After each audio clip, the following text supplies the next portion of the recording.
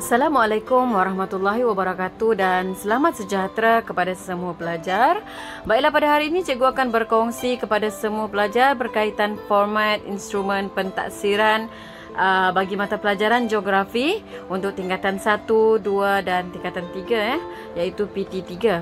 Baik, kita mulakan dengan jenis instrumen. Jadi instrumen untuk pentaksiran ini adalah bertulis. Okey, bertulis. Jadi kita akan lihat berapakah tempoh masa untuk menjawab pentaksiran ini ataupun peperiksaan ini iaitu selama 2 jam. Okey, selama 2 jam. Jadi kita akan lihat apakah jenis item dan bilangan soalan yang akan ditanya dalam pentaksiran ini. Yang pertama kita ada bahagian A. Bahagian A kita ada soalan objektif, iaitu soalan aneka pilihan, ada 20 soalan.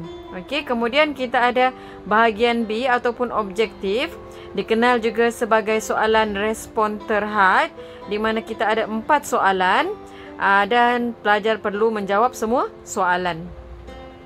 Manakala kita ada yang ketiga iaitu bahagian C, iaitu soalan esei, juga dikenal sebagai soalan respon terbuka. Kita ada 4 soalan juga dan pelajar hanya perlu menjawab 3 soalan. Okey, jadi untuk peruntukan 2 jam, cikgu nasihatkan agar pelajar menggunakan tempos paling lama pun adalah selama 30 minit. Okey, 30 minit untuk bahagian A, iaitu menjawab 20 soalan objektif. Okey, dan 10 minit lagi ekstra untuk pelajar buat semakan lah. Okey. Kemudian untuk bahagian B, subjektif, ada 4 soalan. Jadi cikgu galakkan pelajar untuk gunakan selama 50 minit. Okey, 50 minit Jadi untuk 4 soalan, anggarkan dalam satu soalan itu pelajar jawab dalam 10 minit. Kemudian ada ekstra lagi 10 minit tu untuk pelajar buat semakan, pelajar buat rangka.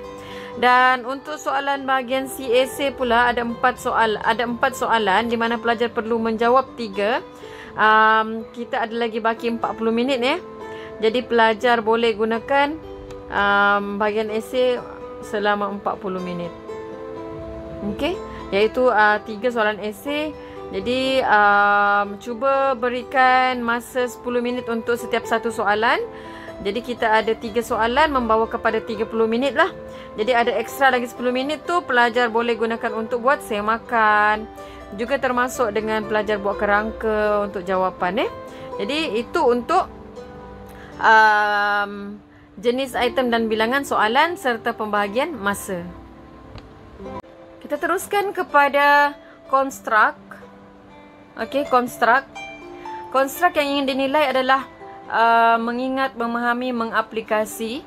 Okey, biasanya ini untuk bahagian A. Okey. Jadi untuk bahagian B melibatkan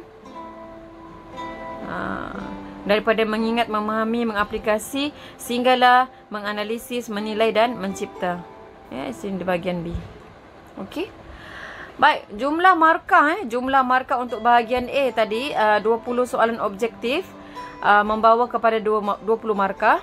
Kemudian bahagian B 4 soalan, okey, di mana satu soalan membawa kepada 15 markah. Okey. Dia macam ni, dia ada 4 soalan. So soalan 1 dan soalan 2 ni membawa kepada 15 dan soalan 3, soalan 4 biasanya membawa kepada 10 markah. Okey. Jadi semuanya 50 markah. Okey, untuk bahagian C pula kita ada soalan esei 4 soalan, pelajar pilih 3. Jadi setiap satu soalan membawa 10 markah. Okey, soalan 1 10 markah, soalan 2 10 markah dan soalan 3 10 markah. Okey. Kaedah penskoran. Okey, kaedah penskoran ialah menggunakan dichotomous untuk kertas 1. Ya, untuk bahagian A, okey, iaitu objektif, menggunakan kaedah penskoran dichotomous, iaitu satu soalan betul, satu markah. Okey, manakala soalan yang salah, kosong markah. Ya. Untuk bahagian B, kita guna analitik. Ya, analitik ni maksudnya ada skema jawapan. Ya. Mengikut skema, sama ada fakta, huraian ataupun contoh.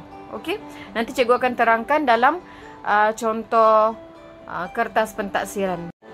Baiklah, di sini cikgu akan menunjukkan contoh kertas pentaksiran geografi. Jadi kertas pentaksiran ini adalah merupakan ujian bertulis. Okey, merupakan ujian bertulis dan masa untuk menjawab adalah selama 2 jam. Dan jika pelajar dapat lihat di muka hadapan, kalau pelajar dapat membaca arahan mengandungi 3 bahagian. Kertas ini mengandungi 3 bahagian, iaitu bahagian A, bahagian B dan bahagian C. Okey, seperti mana yang pelajar dapat lihat di sini. Okey, ada 3 bahagian. Kemudian jawab semua soalan untuk bahagian A dan bahagian B serta 3 sahaja di bahagian C. Kerana jika kita lihat di sini di bahagian C ada 4 soalan. Okey, ada 1, 2, 3, 4. Jadi pelajar perlu memilih mana-mana 3 sahaja untuk dijawab. Untuk bahagian A ada 20 soalan objektif, pelajar perlu jawab semua.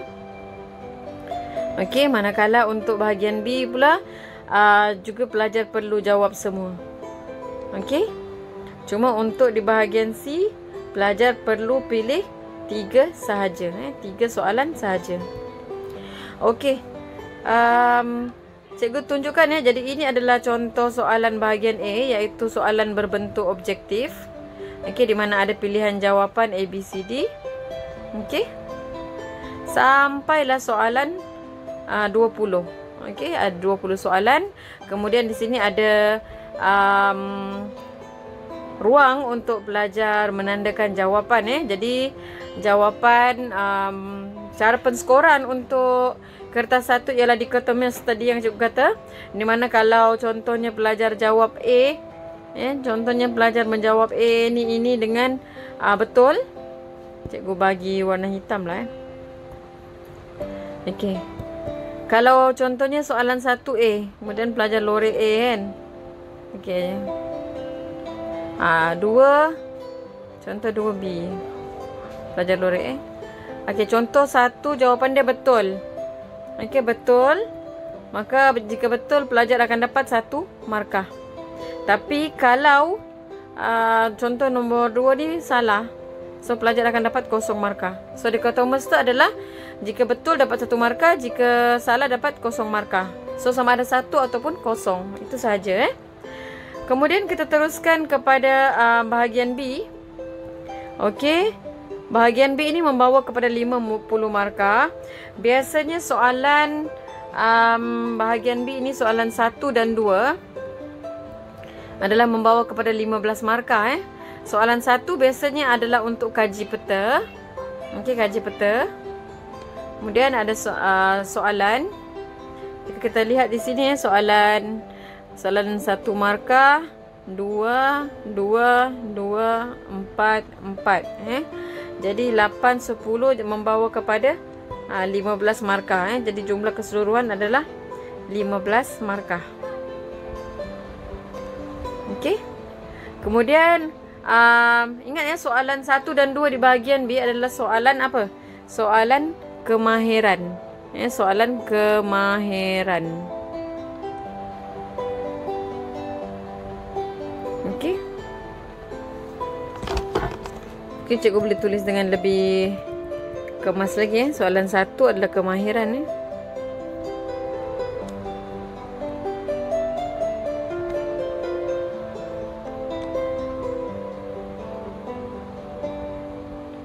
Okey. Soalan 1 dan soalan 2 adalah soalan kemahiran geografi. Sama juga dengan yang 2. Jadi yang 2 pun jika kita lihat di sini adalah perlu melukis grafik. Okey. Kalau form 3 mesti dia ada sama ada dia lukis graf carta pie ataupun graf dan juga membawa kepada 15 markah. Okey. Kemudian soalan yang seterusnya, soalan yang ketiga 10 markah. Okey. Dan soalan 4 juga 10 markah.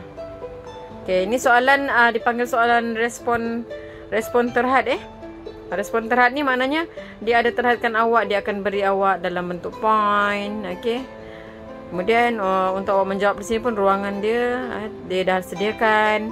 Seterusnya untuk yang bahagian C ini dipanggil respon terbuka. Okey, ada 4 soalan Cikgu nomborkan di sini. Ini kita jadikan di soalan 1, 2, 3, 4. Nah, ada 4 soalan jadi pelajar akan pilih 3. Contoh pelajar pilih soalan 5, 6, 7. Jadi kita lihat setiap satu soalan membawa kepada 10 markah. Okey. Tengok ni 6, 4. Biasanya markah pembahagian dia akan jadi macam ni lah. Sama ada 4, 6 ataupun soalan 5, 5. Biasanya macam tu pembahagian markah dia. Dan jika kita lihat di sini keseluruhan keseluruhan markah untuk bahagian C nanti adalah per 30 markah sebab di sini adalah 10, 10 dan 10. Jadi untuk penskoran biasanya adalah menggunakan analitik. Biasanya dia akan sama ada dia akan berikan fakta, hurai ataupun contoh. Dia akan berikan markah ikut fakta, huraian, contoh. Alright. Jadi inilah dia contoh kertas pentaksiran tingkatan 1, 2, 3 dan juga PT3 Baik, itu saja daripada cikgu. Sekian, terima kasih.